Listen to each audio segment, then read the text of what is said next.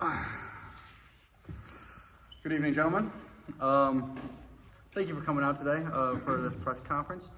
I'm holding this meeting because, as you may not know, me and the Clippers have parted ways in the middle of the season. I talked to Russ, I talked to management, and we just decided that it was best for both parties involved for me to disperse from the organization and to find a true home somewhere in the NBA, right? And as you may know, I recently signed with the Buffalo Sabres of the NHL, and it just seemed fitting to go ahead and do this now, while it's the middle of their season at their All-Star break. We're coming into the NBA's All-Star break. It simply makes sense to do this now. With that being said, after long, thoughtful, hard consideration, I consulted my family, my friends, and it seems abundantly clear that there's one home that I have in the sporting world. And that's New York. Oh,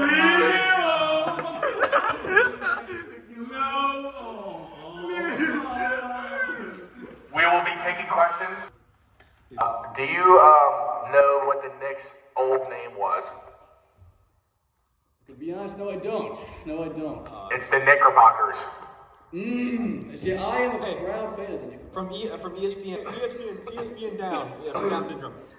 Many people have criticized you for being a Westbrook D writer. How do you think, and why in the world did you not pick the OKC Thunder when it was the very obvious decision for you to go with the Thunder because you're a Westbrook fan? I think a matter of that is, I don't want to perceive it as a bandwagon. Two, it's mainly a geography thing, right? I have a home in New York in the sports world so far. It would just seem unnatural to go to Oklahoma City, and travel there. And especially because outside of Russell Westbrook, I don't have many ties. I'm not a huge fan of shit. So I think and I'm a big Jalen Brunson guy, so it just makes sense for me to go to New York and stay in the hometown, in a glorious city as New York. Yeah, yes, you the cripple in the wheelchair. So you said hometown. Are you from New York? No, but So why'd you say hometown? You're from Kentucky.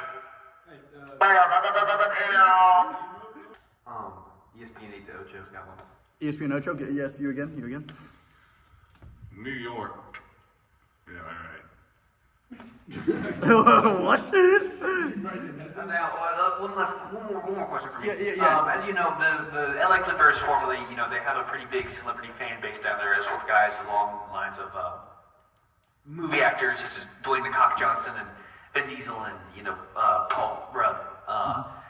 And going to New York, you might even have a bigger fan base with celebrities. Are you more excited of meeting Rihanna or Jay-Z, being a fan of the Knickerbockers? Well, I don't know if you know this, but I'm a huge fan of Rihanna.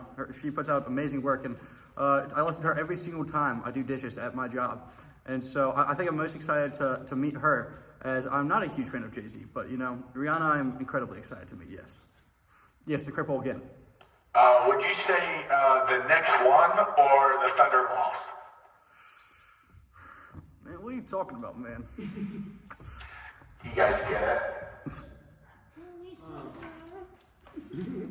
Last question for me. Did the Thunder lose out on your fandom, or did the Knicks gain your fandom? Oh, that's a stellar question. What's it called?